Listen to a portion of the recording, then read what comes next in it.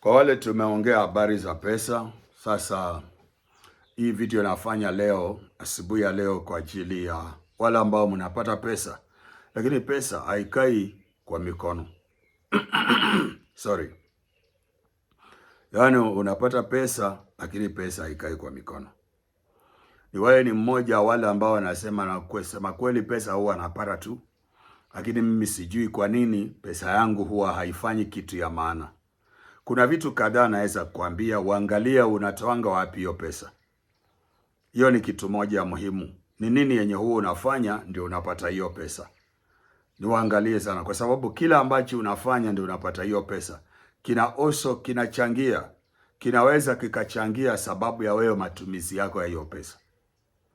Jambo lingine ambalo uangalie line yako na Mungu iko vipi kuhusiana na hiyo pesa ambayo unapata.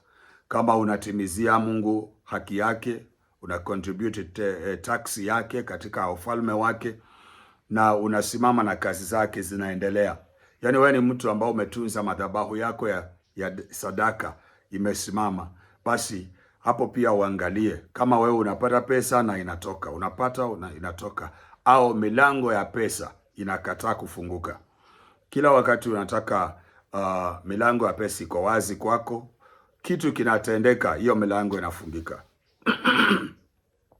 Basi uangalie sana hizo area nimekuambia.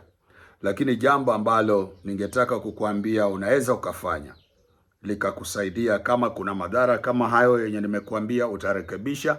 Uangalia madhabahu yako, laini yako na Mungu, upande wa matoleo yako. Alafu kitu ya pili, uangalie kama wewe huwa una deprive watu. Je, unakopa na ulipi madeni ya watu? Sababu andiko nasema waovu hukopa lakini hawalipi. So usiingie mmoja waovu ukawa unafikiria kwamba Mungu wa mbinguni, Bwana wa nchi, atakuwa na uwezo tu kukusaidia uendelee kuwa na pesa kwa mikono wakati unapata pesa na ulipi wenzeo wenye pesa. Kama wewe ni mtu wa kukopa na ulipi, basi umeingia kwa kitabu cha watu ambao ni waovu. Maana maandiko yanasema waovu hukopa na hawalipi. Sasa epukana na hiyo roho, waanze kulipa madeni za watu, utakuwa sawa. Alafu madhabahu yako, uchangio wako katika ufalme wa Mungu, katika madhabahu ya Mungu, kazi ya Mungu, injili iendelee mbele, uangalie sana. Kama Mungu amekusaidia, uangalie hiyo area. Jambo lenye utafanya, iwapo milango imekataa na pesa haikai na mambo hayo umeangalia, tafuta zile cowries shells. Cowrie shells kwa Kiswahili sijajua zinaitwaje, lakini ni nyeupe mara nyingi. Unaweza kuandika cowries kwa Google, zitakuletea picha. Ni vidogo shells ambazo vinakuwa vya maridadi. Niko navyo kwa ofisi yangu ya Mombasa. Sasa saa hii siko Mombasa sababu niliwaambia nina matanga. Sasa nimekuja kwa sehemu hii kutayarisha kufuatana mambo hayo matanga. Tunazika siku ya kesho. So niko hapa, ndio maana watolea hii fundisho nikiwa hapa. So niko nazo kwa ofisi ningewaonyesha, lakini hapa sina. Sasa unaweza ukafanya nini ili uweze kunitafuta hizo 7. Hizo kawari tafuta 7, alafu uweke chini ya pilo yako. Ukilala ulalie juu yake kwa siku 7. Usiondoe hata moja, zikae pale kwa siku 7. Wale ambao mnatandika vitanda ukitandika, toa ile sheet, badilisha, rudisha pale. Zikae hapo tu. Wewe ambao umeweka pale, wewe ndio utakuwa unabadilisha. Wewe ndio unalalia, ni zako. Baada ya siku 7, chukua kila moja ukiweka kwa maji yako ya kuoga, unaoga. Siku ya pili hivyo. Ukimaliza itakuwa siku 7 zingine zimeisha. Ile yenye umeoga nayo unaweka kando. Unaoga nayo unaweka kando. Ikishaisha siku 7 utakuwa zimeisha pale kwa pilo. Sasa zile zenye umeweka pale ziko 7 zimeshaogewa, ziweke kwa jua zikauke. Zikishakauka zisiage, piga zisiage zikuwe unga. Zikishakuwa unga, sasa tafuta mafuta ya St. Michael perfume. Ile perfume ya St. Michael inauzwa kwa maduka ya spiritual, maduka za kuuza vitu vya kiroho. Na ukikosa tafuta hata supermarket za kawaida unaweza pata. Maana ni mafuta tu St. Michael. Lakini ukikosa hiyo perfume ya St. Marco, perfume sio mafuta ya kujipaka, perfume kitu kama hiyo. Ukikosa, tafuta olive oil.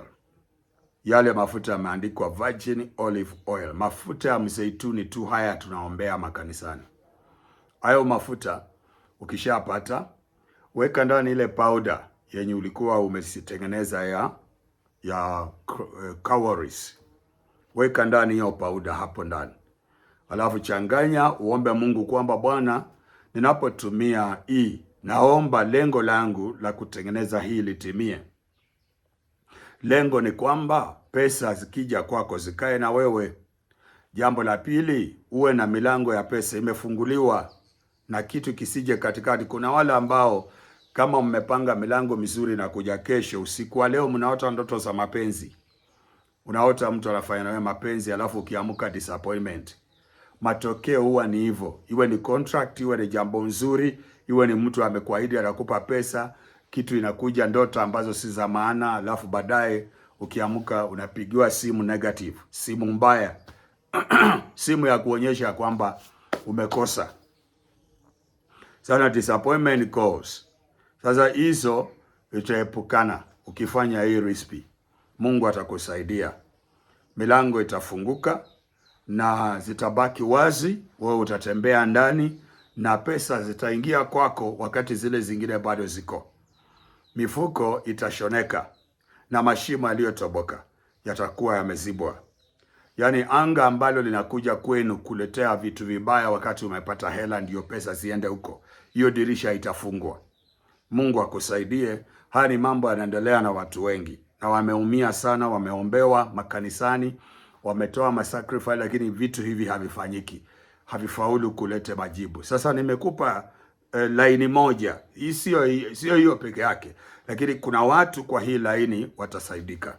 Mungu akubariki, na unapofanya hivyo wacha hela ikae kwako na wacha pesa ikusaidie kulete mambo mema katika maisha yako.